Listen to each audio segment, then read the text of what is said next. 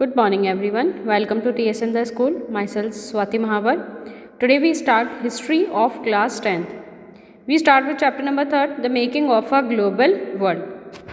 This is the fourth part of this chapter. Fourth video है ये इस chapter का. In the last previous third part of this chapter, we are completed page number 60. Today we start with page number 61. Page number 60 तक हमने पढ़ लिया था. Late 19th century colonies पे थे हम. Now come to the next page. Look at the map of Africa. Now look at this map. You will see some countries borders run straight as if they were drawn using a ruler. यहाँ पर आप देखेंगे कि कुछ countries के जो borders हैं, जैसे कि ये बॉर्डर, कुछ बॉर्डर्स ऐसे हैं जो किससे बनाए गए, स्केल से बनाए गए, जिसको हम स्केल से बना सकते हैं. तो कुछ बिल्कुल स्ट्रेट बॉर्डर्स बना दिए गए थे. कैसे बने ये borders? Run straight as be if they were drawn using a ruler. मतलब देखने में ये ऐसे लग रहे हैं जैसे किसी रूलर से बनाए गए हैं. Well in fact this was almost how रिवेल European powers in Africa Drew up the borders democratic creating their respective territories. अब ये जो बॉर्डर्स थे वो किस लिए बने थे कि ये जो यूरोपियन पावर्स थी, जो यूरोपियन कंट्रीज़ थी, उन्होंने क्या, यहाँ की जो पावर्स थी, जो कॉन्करर्स थे, उन्होंने क्या किया, यहाँ पर इसके मैप के ऊपर स्केल से उन्होंने लाइन बना दी और बोल दिया कि ये कंट्री, ये जो सिटी है वो यहाँ से यहाँ तक का है, ये वाला एरिया यहाँ से यहाँ तक का इस सिटी का है. In 1885 the big European powers met in Berlin to complete the carving up of Africa between them. 1885 के अंदर ये यूरोपियन पावर्स जो थी वो बर्लिन के अंदर उनकी मीटिंग हुई थी और मीटिंग के अंदर उन्होंने क्या डिसाइड किया कि हम पूरे अफ्रीका को पूरे क्या कर देंगे, हम बांट देंगे. Britain and France made vast additions to their overseas territories in the late 19th century. अब यहाँ पे ब्रिटेन और फ्रांस कंट्रीज़ जो थे वो अपनी टेरिटरीज, अपने राज्य को और ज़्यादा क्या करना चाहते थे, बढ़ाना चाहते थे. Belgium and Germany became new colonial powers. अब यहाँ पे बेल्जियम और जर्मनी नए कॉलोनियल पावर बन चुके थे जिन्होंने दूसरी कंट्रीज़ के अंदर अपनी कॉलोनीज बसा ली थी. The US also became a colonial power in the late 1990s by taking over some colonies earlier held by Spain. अब यूरोपियन जो कॉलोनियल पावर्स जो थी, यूएस की जो कॉलोनियल पावर्स थी लेट 18-19th सेंचुरी के अंदर, तो उन्होंने भी अपनी कॉलोनीज़ वहाँ पर बना ली थी. और स्पेन ने जो कॉलोनीज़ बनाई थी वो कॉलोनीज़ अब किसने बना ली थी, अपनी यूएस ने. यूएस ने भी वहाँ पर अपनी खुद की कॉलोनीज़ बनाना उन्होंने शुरू कर दिया. Let us look at one example of the destructive impact of colonialism on the economy and livelihood of colonised people. यहाँ पर एक हम एग्जाम्पल देखते हैं डिस्ट्रक्टिव इम्पैक्ट जो है कॉलोनीज़ का. उसमें नाउ सी 2.4 रिंडरपेस्ट और द कैटल प्लेग. रिंडरपेस्ट, ये रिंडरपेस्ट जो है वो बहुत ही इंपॉर्टेंट है. 10th क्लास के अंदर आप लोगों के बहुत सारे क्वेश्चंस इसके ऊपर पुट होंगे. ठीक है, बहुत सारे क्वेश्चंस यहाँ से पुटअप होके आएंगे. So you have to read it carefully. बहुत अच्छे से लर्न कर लेना रिंडरपेस्ट. रिंडरपेस्ट क्या था? एक कैटल प्लेग था, जानवरों के अंदर फैलने वाली एक की क्या थी, बीमारी थी. इनफैक्ट इन द 1890s की हम बात करते हैं. A fast spreading disease of cattle plague और rinderpest had a terrifying impact on people's livelihood and the local economy. अब रिंडरपेस्ट जो था फास्ट फ्लोइंग डिजीज़ था, यानी ये एक ऐसी बीमारी थी जो बहुत सारे जानवरों के अंदर बहुत अच्छी स्पीड से क्या हो रही थी, बढ़ रही थी. और इसकी वजह से पूरी इकोनॉमी के ऊपर, लोगों की लाइवलीहुड के ऊपर बहुत बड़ा असर हुआ था. This is a good example of widespread European imperial impact on colonize societies. अब जो कॉलोनाइज सोसाइटी थी, यानी जिन कंट्रीज़ ने दूसरी कंट्रीज़ के अंदर, जो यूरोपियन कंट्रीज़ जो थी, उन्होंने दूसरी कंट्रीज़ के अंदर जो अपनी कॉलोनीज़ बनाई थी, उसका बहुत बड़ा एग्जाम्पल था ये रिंडरपेस्ट. यानी रिंडरपेस्ट के आने की वजह से कॉलोनीज़ और ज़्यादा क्या हो गई थी, पावरफुल हो गई थी. It shows how in this era of conquers even a disease affecting cattle reshape the lives and fortunes of thousands of people and their relations with the rest of the world. यहाँ पर ये क्या show हो रहा था कि जो conquers जो थे, डिजीज़ अफेक्टेड जो कैटल जो थे, यानी कि डिजीज़ के जानवरों के अंदर स्प्रेड होने के बाद जो वो उनका मरना जब शुरू हुआ था, जब जो एनिमल्स जो थे वो धीरे धीरे जब मरने लगे थे, हज़ारों एनिमल्स यहाँ पर मरने लगे थे, जिसकी वजह से यहाँ के लोगों की, जो लोग एनिमल्स के ऊपर डिपेंड थे, एनिमल प्रोडक्ट के ऊपर जो लोग डिपेंड थे, उन लोगों की लाइफ के अंदर बहुत बड़ा चेंज आया था. Historically Africa had abundant land and a relatively small population. Africa के यहाँ पर अफ्रीका में क्या थी, ज़मीनें बहुत ज़्यादा हुई थी लेकिन पॉपुलेशन क्या थी, कम थी। अब यहाँ पे बहुत सारी बीमारियाँ फैलने लगी, जानवरों के अंदर बीमारियाँ आने लगी, जानवर मरने लगे। तो यहाँ के जो लोग जो एनिमल्स के ऊपर डिपेंड थे वो इस एरिया को खाली करके दूसरी जगह पर जाकर रहने लगे। तो अफ्रीका की बहुत सारी ज़मीनें ऐसी थी जो खाली पड़ी थी, जहाँ पर लोग नहीं थे। For centuries land and livestock sustain African livelihood and people really worked for a wage. बहुत सारी सदियों तक यहाँ पर क्या होता था कि लोग जो थे वो किसके ऊपर डिपेंड थे, लैंड और लाइव स्टॉक। लैंड के ऊपर तो वो लोग एग्रीकल्चर करते थे और लाइव स्टॉक जो था उनका, जो एनिमल्स उनके पास में थे, उसके प्रोडक्ट को आगे मार्केट के अंदर सेल करके वो लोग अपना लाइवलीहुड स्पेंड करते थे। वेज के ऊपर काम करना उनको पसंद नहीं था, किसी के यहाँ पर ऐसा लेबर वो जाकर काम करना नहीं चाहते थे। In late 19th century Africa there were few consumer goods that waste could buy। Late 19th century के लास्ट तक क्या हुआ, यहाँ पर बहुत सारी चीज़ें जो थी वो क्या थी, कंज्यूमर गुड थे, दैट वेजेस कुड बाय। और ऐसे कंज्यूमर गुड थे जो सिर्फ वेजेस से ही खरीदे जा सकते थे, यानी आदमी के पास अगर एक्स्ट्रा पैसा होगा तो ही वो इन चीज़ों को एफर्ट कर पाता था। If you had been an African processing land and livestock and there were plenty of both, you too would have seen little reason to work for a wage। अब यहाँ के जो लोग थे उनके पास लैंड भी बहुत ज़्यादा थी और लाइव स्टॉक भी उनके पास ज़्यादा था, तो उनके पास कोई रीज़न नहीं था कि वो वेज के लिए किसी के यहाँ पर किसी के पास में जाकर के वेज के लिए वो लोग काम करें। इन द लेट 19th सेंचुरी की अगर हम बात करते हैं, Europeans were attracted to Africa due to its vast resources of land and minerals.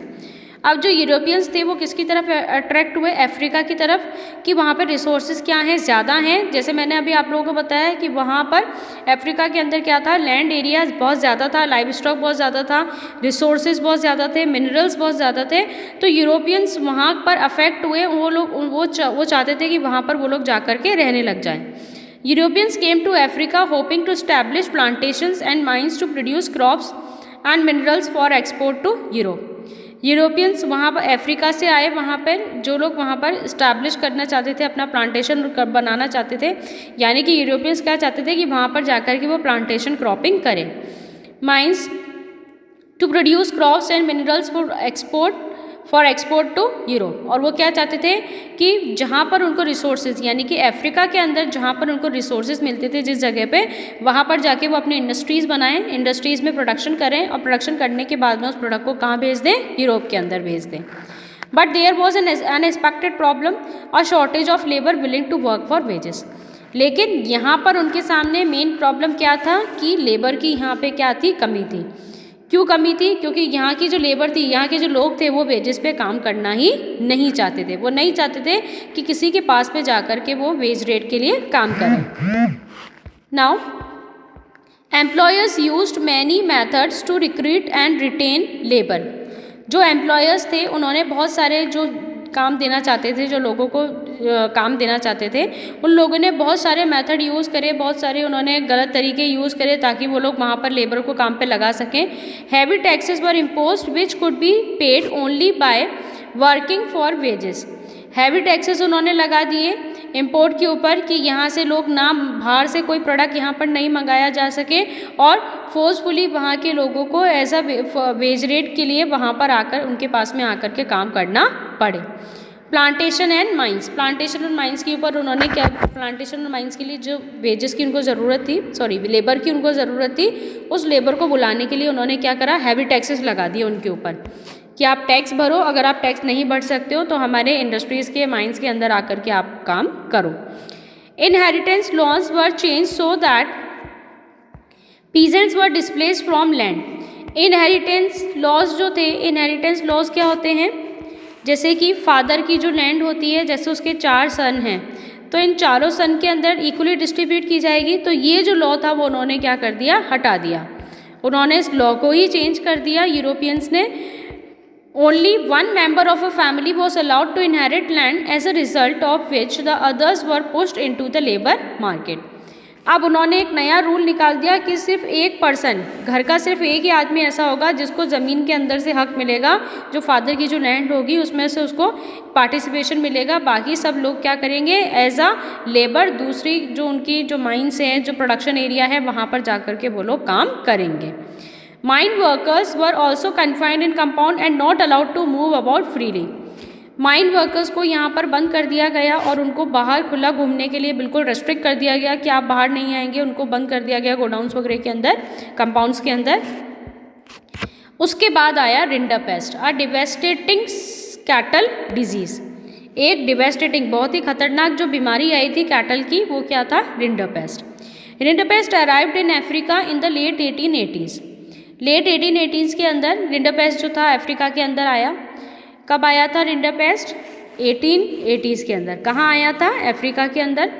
It was carried by infected cattle imported from British Asia to feed the Italian soldiers invading Eritrea in East Africa. Now see from where rinderpest come, कहाँ से आया था rinderpest? Rinderpest एक infected cattle से आया था, जो कहाँ से इंपोर्ट किया गया था? ब्रिटिश एशिया से इंपोर्ट किया गया था। किसके लिए भेजा गया था? एक सोल्जर के फीड कराने, एक सोल्जर को खाने के लिए भेजा गया था, यानी सोल्जर ने उसको खाया था। Irritating in East Africa, entering Africa in the east, rinderpest moved west like forest fire, reaching Africa's Atlantic coast in 1892.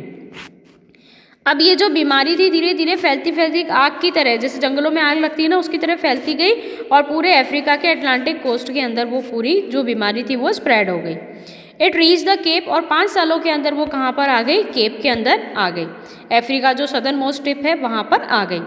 Along the way, rinderpest killed 90% of the cattle, मतलब 90% उनकी जो कैटल थी वो किससे मारी गई? रिंडरपेस्ट से। किसकी? जो अफ्रीकन्स जो थे उनकी। The loss of cattle destroyed African livelihood. अब जब उनकी कैटल से मर गए तो फिर वो लोग कैसे अपना लाइवलीहुड स्पेंड करेंगे, क्योंकि वो लोग तो टोटली किसके ऊपर डिपेंड थे? उनकी कैटल्स के ऊपर ही डिपेंड थे। Planters, mine owners and colonial governments now successfully monopolize what scarce cattle resource remained to strengthen their power and to force Africans into the labor market.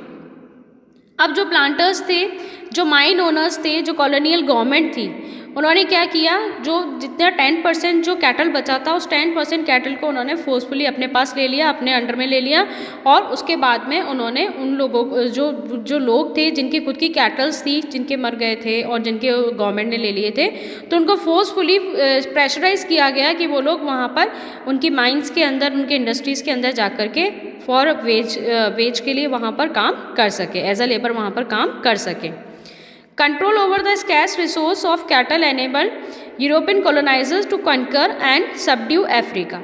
अब फोर्सफुली जब उन्होंने जो स्कैर्स रिसोर्स बचा था cattle का, यानी कि बची कुची जो कैटल थी उसको भी उन्होंने जब अपने कंट्रोल में ले लिया था, तो जिसकी वजह से जो लोग थे, अफ्रीकन्स जो थे, वो यहाँ पर वीकर हो गए थे और उनको फोर्सफुली उनके माइंस और प्रोडक्शन एरिया के अंदर जा कर के काम करना पड़ा। Similar stories can be told about the impact of Western conquest on other parts of the 19th century world. और इसी तरह की कहानी हमको 19th century के वर्ल्ड के अंदर देखने को मिलती है। Now next is indentured labor migration from India. The example of indentured labor migration from India also illustrate the two-sided nature of the 19th century world. Indentured labour के बारे में हम यहाँ पे पढ़ेंगे। What is indentured labour? A bonded labor under contract to work for an employer for a specific amount of time to pay off his passage to a new country or home. जो बंधुआ मजदूर होते हैं उनको क्या कहा जाता है? Indentured labour. एक कॉन्ट्रैक्ट उनसे साइन कराया जाता है, जो एम्प्लॉयर होता है, जो उनको काम देता है, वो कॉन्ट्रैक्ट साइन कराता है कि वो कितने भी अमाउंट के ऊपर उन लोगों से काम कराएगा और कोई टाइम बाउंडेशन वहाँ पर नहीं होगा। सो इंडेंचर्ड लेबर माइग्रेट किया गया इंडिया से। It was a world of faster economic growth as well as great misery, higher income for some and poverty for others. और ये जो वर्ल्ड था, धीरे धीरे इसकी इकोनॉमिक ग्रोथ तो हो रही थी वर्ल्ड की, लेकिन उसके साथ में लोगों की परेशानियां भी यहाँ पे क्या होती जा रही थी? बढ़ती जा रही थी। कुछ लोगों की इनकम इंक्रीज हो रही थी तो कुछ लोग धीरे धीरे पॉवर्टी लाइन के अंदर आते जा रहे थे। Technological advances in some area and new forms of correction in others. कुछ एरिया तो क्या हो रहे, टेक्नोलॉजिकली एडवांस होते जा रहे थे और कुछ एरिया ऐसे हो रहे थे जो धीरे धीरे बैकवर्ड जाते जा रहे थे। इन द 19th सेंचुरी की हम बात करते हैं। Hundreds of thousands of Indian and Chinese labours went to work on plantation.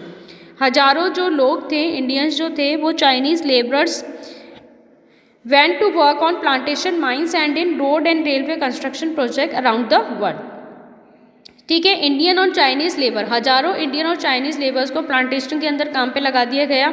Mines, railway construction, road construction, इन सभी जगह पर उनको काम पे लगा दिया गया। In India indenture labour were hired under contract which promise return travel to India after they had worked 5 year on their employers plantation. India के अंदर भी फोर्सफुली लोगों से साइन कराए गए, कॉन्ट्रैक्ट साइन कराए गए कि 5 साल के लिए वो यूरोप के अंदर जाकर के काम करेंगे, अफ्रीका के अंदर जाकर के यूरोपियंस के लिए काम करेंगे और 5 साल बाद वो वापस अपने देश के अंदर आ जाएंगे। Most Indian indentured workers came from the present day region of eastern Uttar Pradesh. बहुत सारे इंडियन इंडेंचर्ड वर्कर्स जो थे वो आज का जो उत्तर प्रदेश का रीजन है, बिहार है, सेंट्रल इंडिया है, इन सभी एरिया से वो लोग वहाँ पर भेजे गए थे। And dry district of Tamil Nadu. In the mid 19th century these region experienced many changes. Cottage industries decline. अब 19th century के मिड तक धीरे धीरे इन रीजन्स के अंदर क्या होने लग गए, चेंज होने लग गए। कॉटेज इंडस्ट्री धीरे धीरे डिक्लाइन होने लगी। लैंड रेंट रोज, जमीनों के जो किराए थे वो बढ़ने लगे। Lands were clear for mines and plantation. अब लेबर आ गई उनके पास तो और ज़्यादा ज़मीनें क्लियर करके वहाँ पे माइंस और प्लांटेशन किया गया। All this affected the lives of the poor. और इन सभी चीज़ों से क्या हुआ, पुअर लोगों की जो लाइफ थी वो धीरे धीरे अफेक्ट होने लगी। They fail to pay their rent, became deeply इंडेम्प्टेड and were forced to migrate in search of work. अब जो पुअर लोग थे, जो गरीब लोग थे, जिनकी कैटल्स जा चुकी थी, वो लोग ज़मीनें उधार तो ले लेते थे, रेंट पे तो ले लेते थे, लेकिन उसका रेंट किराया नहीं भर पाते थे, जिसकी वजह से बाद में जाके फोर्सफुली उनको जो ओनर होता था उसके लिए वहाँ पर एज अ लेबरर उनको काम करना पड़ता था। समझ में आया आप लोगों को? ये पार्ट आपका यहीं कंप्लीट हो गया। इसके आगे का जो चैप्टर है वो हम नेक्स्ट 5th पार्ट के अंदर हम कंप्लीट करेंगे। Thanks for watching and stay home, stay safe.